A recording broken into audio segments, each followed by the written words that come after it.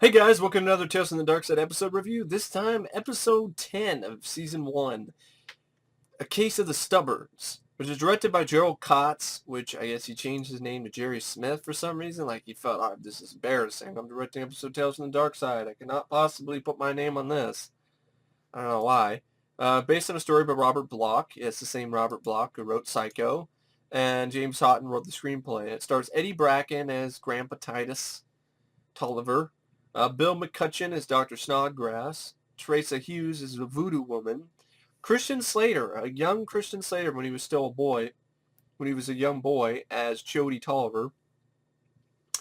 Brent Spiner, before he played Data on Star Trek The Next Generation, as Reverend Peabody. And Barbara Eda-Young as Ma Tolliver. Now, I remember this episode mainly because, hey, it's got Christian Slater, it's got Brent Spiner, it's the Data and Christian Slater before they were famous. It's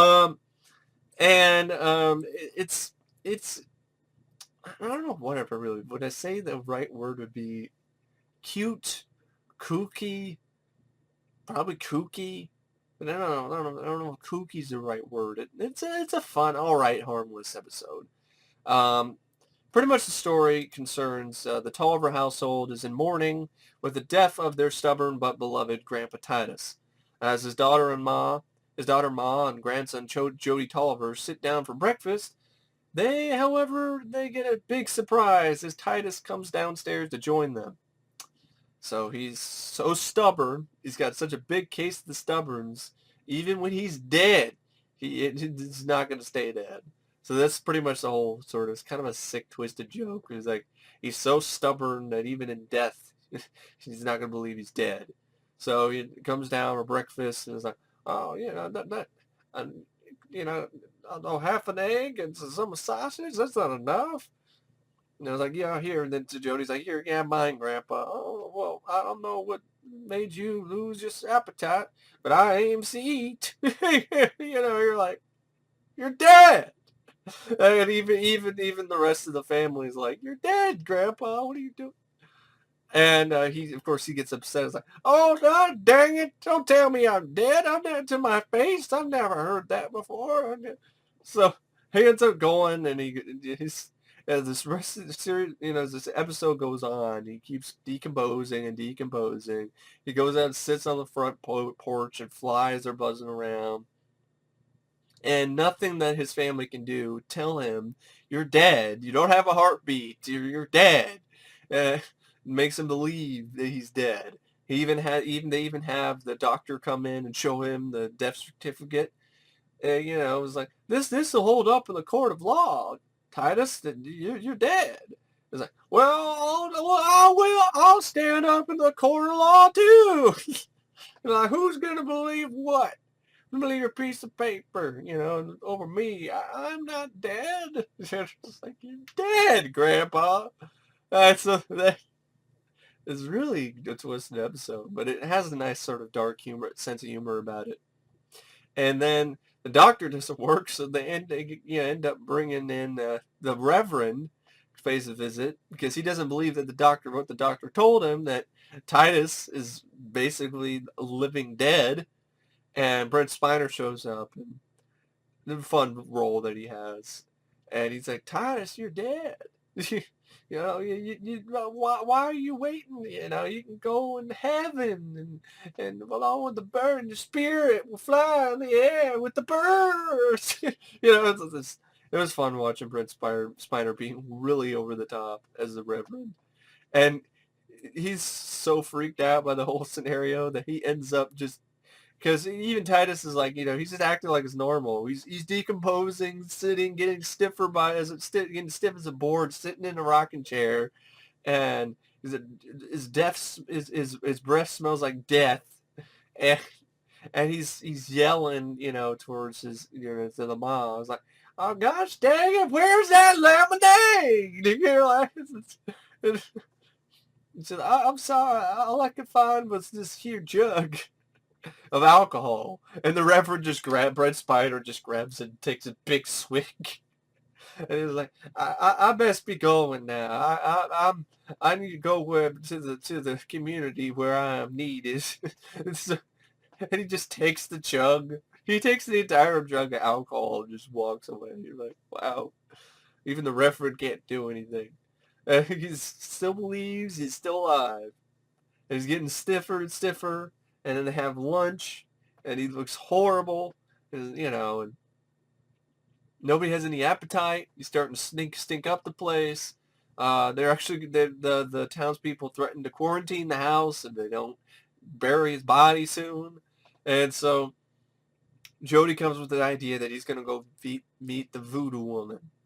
And she's like, the voodoo woman, I don't know about that, Jody. That's dangerous. He's like, I got to do this. So he goes and meets the voodoo woman who acts like she's all creepy. Like, I'm going to eat you. Ha ha ha. But really, it's just a show. He's like, I'm getting old. And he's like, you're not going to eat me? No, of course not. Well, hi, Mrs. Voodoo Woman. I need. So you're the grandson of Titus. Yeah, I knew that back in the day. I suppose I owe him a favor. Let me see if I can find something for you. And she finds him a bag, supposedly something to help him realize that he's dead, and get him to finally, lay down for good. And speaking of laying down, some fun lines like, yeah, Pappy, you should be up there laying in bed with a lily in your hand. I was like, oh gosh, dang it, I'm not dead. And then you have the whole. So then the climax, pretty much the last few scenes of the episode are when Grandpa comes downstairs. He's looking horrible, like disgustingly awful. Blue, blue lips, looking like just the nastiest, decomposing, the zombie. And sits down, and stiff. He can't reach his plate of food. Like, don't just stand there. Help Grandpa load up his plate. It's like, these are good collard greens. It's like, ew. And it's like, it's like, don't you think you should lay down for a while? I mean, like, forever? It's like, hey, I'm not dead, and I'll say that till I'm blue in the face. It's like, well, you are pretty blue in the face, Grandpa, Pappy. I've never seen anyone whose face is bluer.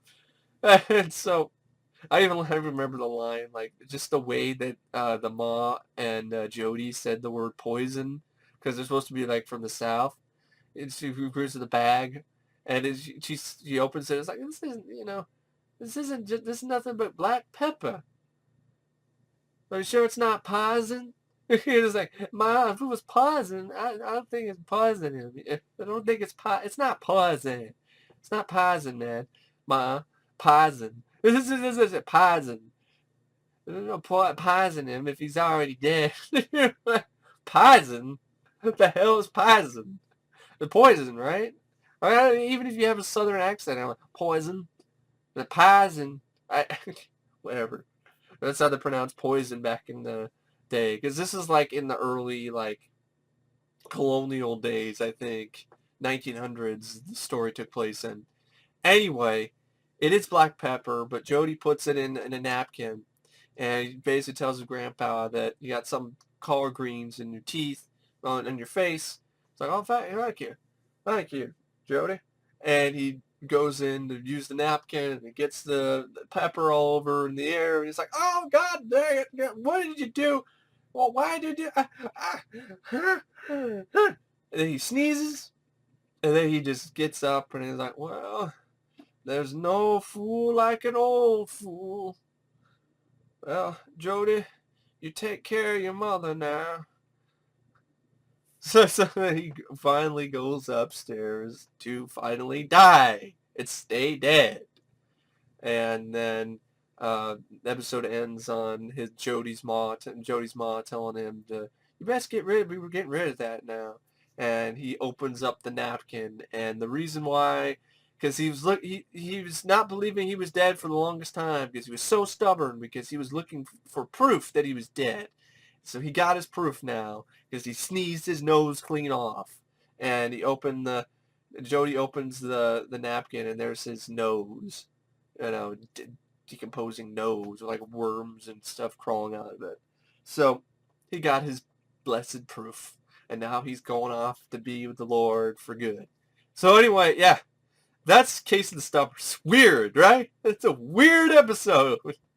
It's a pretty weird show, but that is one of the more weird, it's got a nice sense of dark humor too, but at the same time, it's really weird. It's like, Grandpa is so stubborn, he won't believe he's dead.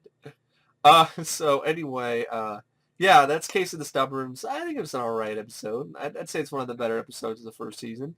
Anyway, thanks for watching my review, and I will see you guys later. See ya.